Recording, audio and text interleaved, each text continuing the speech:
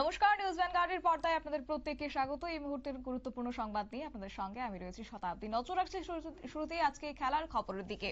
অবসর নিইনি, দলের স্বার্থেই আমি সিদ্ধান্ত নিয়েছি এবং টেস্ট থেকে অবসর জল্পনা এই মুহূর্তে এড়িয়ে দিয়েছেন রোহিত শর্মা এবং অধিনায়ক হিসেবে দলের কথাই আগে ভাববেন বললেন হিটম্যান। বিস্তারিত যাবো, আমাদের সঙ্গে রয়েছে প্রতিনিধি সুমন্ত ব্যানার্জি। সুমন্ত, আমরা বিগত দিনেও দেখেছিলাম যে রোহিত শর্মার একটা খারাপ পারফরমেন্স, সেই জায়গায় দাঁড়িয়ে আজকে তার এই বক্তব্য, অবসর নিইনি, দলের স্বার্থে তিনি সিদ্ধান্ত নিয়েছেন, কি বলবে এই বিষয়ে?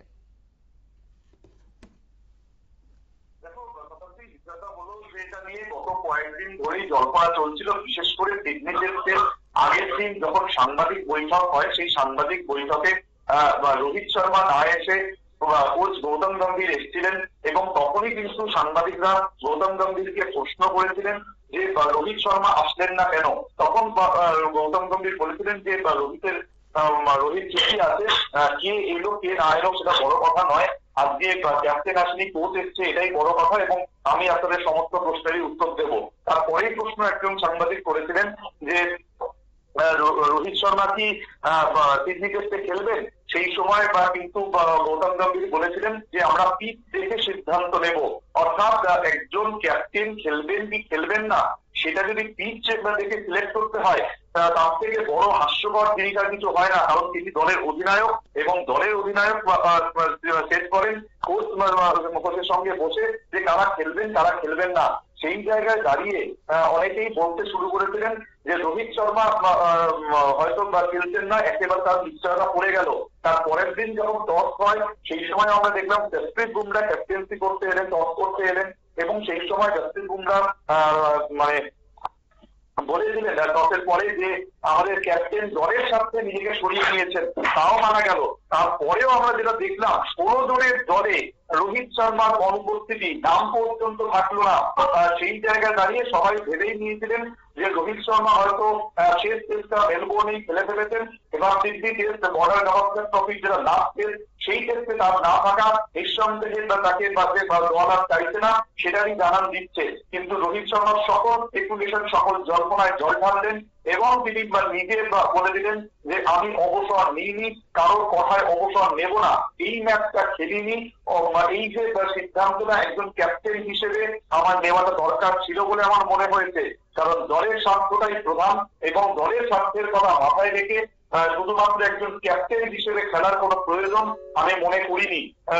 এই ম্যাচটা খেলিনি তার মানে এটা নয় যে আর কোনো ম্যাচ খেলবো না। পাশাপাশি তিনি এও বুঝিয়ে দিয়েছেন যে কারোর কথায় তিনি সিদ্ধান্ত নেবেন না, যখন তিনি মনে করবেন যে তিনি আর খেলতে পারছেন না সেই সময় তিনি নিজেই করে দাঁড়াবেন।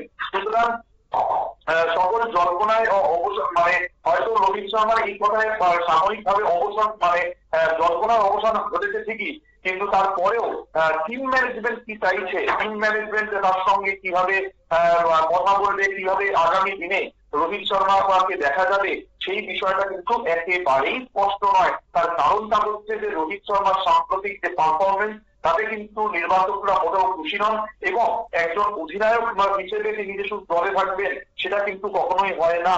কারণ আজকের দিনে হয়তো জসপ্রীত বুমরা ক্যাপ্টেন্সি করছেন এবং যখন ক্যাপ্টেন্সি করছেন সেই জায়গায় তিনি কিন্তু একজন ভালো বোলারও, তিনি তার কাজ নিজের মতন করে যাচ্ছেন, কিন্তু অন্য দিকে আমরা কিন্তু কোনো জায়গাতেই দেখছি না রোহিত শর্মা দলে বা কোনো বড় কোনো রান করতে পারছেন।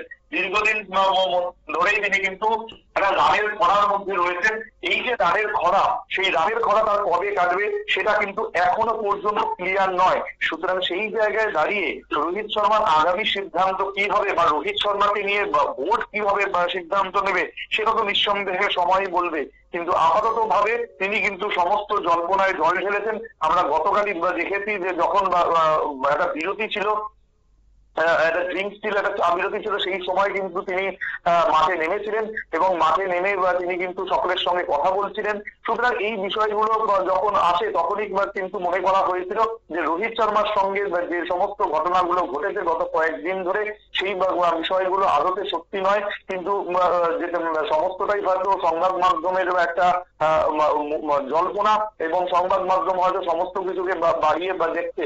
কিন্তু বিষয়টা হচ্ছে যতক্ষণ না পর্যন্ত তিনি পরে টেস্ট খেলছেন বা যতক্ষণ না পর্যন্ত তাকে পরের ম্যাচের জন্য বা হোক আগামী যে চ্যাম্পিয়ন্স ট্রফির দল ঘোষণা হবে সামনের সপ্তাহে, সেই জায়গায় যে তাকে যদি দেখা না যায় তাহলে কিন্তু সেই আগুনে ঘি পড়বে বলেই মনে করছেন ক্রিকেট বিশেষজ্ঞরা। শতাব্দী। ধন্যবাদ। বিস্তারিত তুলে ধরেছে আমাদের প্রতিনিধি সুমন্ত ব্যানার্জি, এবং কার্যত যে বিষয় জানা যাচ্ছে, রোহিত শর্মা অধিনায়ক হওয়ার পর থেকে কিন্তু কার্যত তার একের পর এক খারাপ পারফরমেন্স, এবং যাকে কেন্দ্র করে নির্বাচকরা একেবারেই খুশি নয়। তবে তারই মধ্যে কিন্তু কোথাও একটা জল্পনা ছিল যে রোহিত শর্মা অবসরে যেতে পারেন, কিন্তু তাদের এই জল্পনাকে এবার উড়িয়ে দিয়েছেন এবং তিনি বলছেন যে দলের স্বার্থে আজকে এই টেস্টে তার এই সিদ্ধান্ত নিয়ে নিচ্ছে। ছোট্ট একটি বিজ্ঞাপন বিরতি, সঙ্গে থাকুন।